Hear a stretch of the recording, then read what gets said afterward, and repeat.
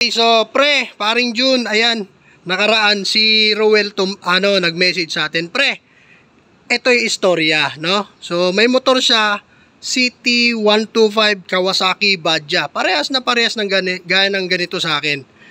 Parehistro siya ng motor niya, tapos bumagsak daw sa inspection. So sabi ko, bakit, ano nangyari, anong problema? Ang problema, okay naman lahat ng ilaw.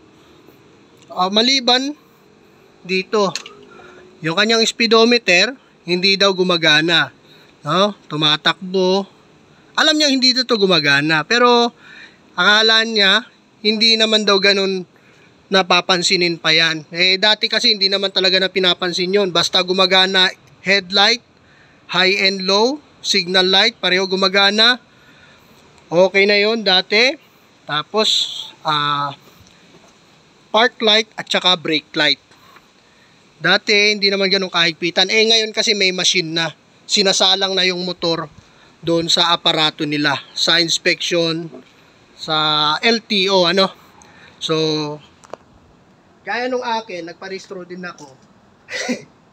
Bumagsak dito dahil nga speedometer niya hindi rin gumagana. Ngayon, yung sa akin, nailusot ko. Yung sa kanya, hindi raw. Paano mo nailusot? Diskarte ko na yun, siyempre. Ayun, hanggang sa nairehistro ko, sabi ko sa nag-inspection sa akin, sir, ako na bahala niyan. Ikaw na bahala sa akin. Di. Basta, ayun, ang issue, paano daw i-troubleshoot, ano yung sira, bakit yung speedometer cable niya hindi gumagana. Para sa gaya ng ganitong motor, at sa ibang motor, pwede rin, applicable na rin to. No? So, i-check natin. I-trace down natin bakit at kung ano naging sira. So, kapag ka magti-trace ka nito, unang-una, kapag kaya na hindi gumagana, meron tayong pagpipilian, 3.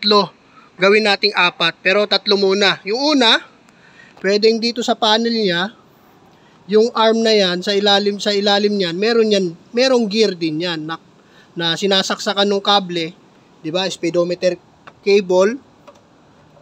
Meron yan sinasaksakan dito sa ilalim, at yon meron din yung gear para yung arm gumana, no? Bawat ikot ng gulong, bawat ikot ng kable, yun din ang ikot ng gear para ito gumana. Ngayon, pag nasira yon, napingas yon, hindi na ito gagana. At yun yung una. Pangalawa, pwedeng cable, speedometer cable, pwedeng ito, pwedeng naputol, at o kaya nabuhol na yung pagkakahibla niya. May mga hibla to sabi ng ilan, kakaatras daw, pwedeng maputol. Posible din yon, pero depende, no?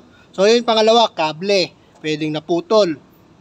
Check natin, baklasin natin. Pag may naiwan sa dulo, o kaya may kapirasong naputol, ayun na, putol na nga.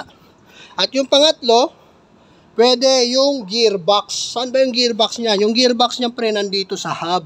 Sa front hub dito, sa hub na to, sa loob niyan, meron dun, may gear din yun. Ganyan, may ngipin yun. Tapos ang kontra niya, ganito din. Pag ikot ng gulong, sasama yun. Yun yung gearbox nito. Para mapaikot yung speedometer cable, at yung speedometer cable, para mapaikot din yung gear dito sa panel niya, no? At para gumana yung ating speedometer or odometer, yung arm na yan, yung arm, para gumana. Yon, yung 3 na pwede natin pagpilian. Pwedeng yung gear dito, yung sinasalpakan dito sa ilalim nito, at yung kable, at yung sa gearbox pwedeng napingas. Ayun, yung kable pwedeng naputol, at doon check na natin kung paano. So para sa gaya ng ganitong motor, baklasin muna natin yung muka. Yung muka na yan, meron yan 6 na pirasong tornilyo. Baklasin mo muna, pre. Dito yung tornilyo. 1, 2, sa baba 3, 4. Yan, 4 na, no? Meron pa dito 5, 6. Para lang yan dyan. Maliban doon, sa 6 na yan, ito, babaklasin pa to. 7, 8, 9, 10. Pag makbaklas mo to, ayan, yung nasa loob. Babaklasin mo pa yan. Siyam, para matanggal na natin to, no? So, baklasin muna natin. Yung mga tornilyo na yon, eto na. Yun, eto na lahat ng tornilyo, nabaklas na.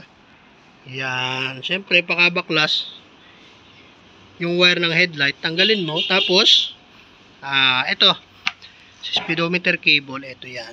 Ito yung kable, sundan mo lang to dyan, pataas, tapos magpunta ka na dito. Yan, eto. Ito ngayon yung pang-apat. Posible kasi, minsan kasi nangyari sa akin pre, hindi na gumana yung speedometer cable, yung pala ito nakalaglag. Sa kaka-vibrate ng makina, ng motor, eto kumalas. Kasi malambot lang naman to. Kumalas siya, lumaglag ng ganyan.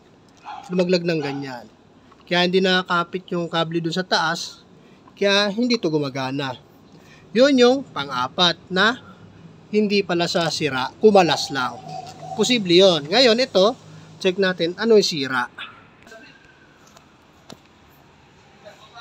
Okay, so since hindi nga siya gumagana, yan, ikot mo yung gulong, spin the wheel, check mo to, wala talaga, di gumagana. Kahit nakakabit yung kable. Nakakabit dyan, di umaakyat. Wala. Baklasin natin ngayon ito. Pag mabaklas natin to, dapat umikot man lang yung ito. Kung iikot siya, paikutin mo ulit yung gulong. Yan. Wala, di umikot. Dapat iikot na sana yan. Kung buo yung kable at kung buo yung gearbox. Hindi rin siya gumagana. So dahil doon, ang suspetsya natin ngayon, pwedeng putol ang kable. Kasi hindi na umikot dito sa dulo. Baka naputol dito sa bungad. Or baka yung gearbox dito sa hub. No? Check natin ngayon. Tanggalin natin to. Yan. Gamit ka lang ng isang Phillips screw. Tapos 8 mm. Para matanggal natin to. Yun, no? 8 mm. 8.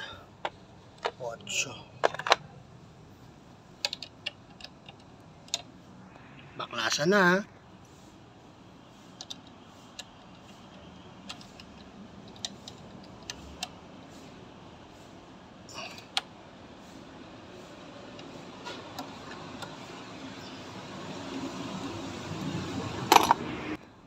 Okay, maluwag na. Ito naman.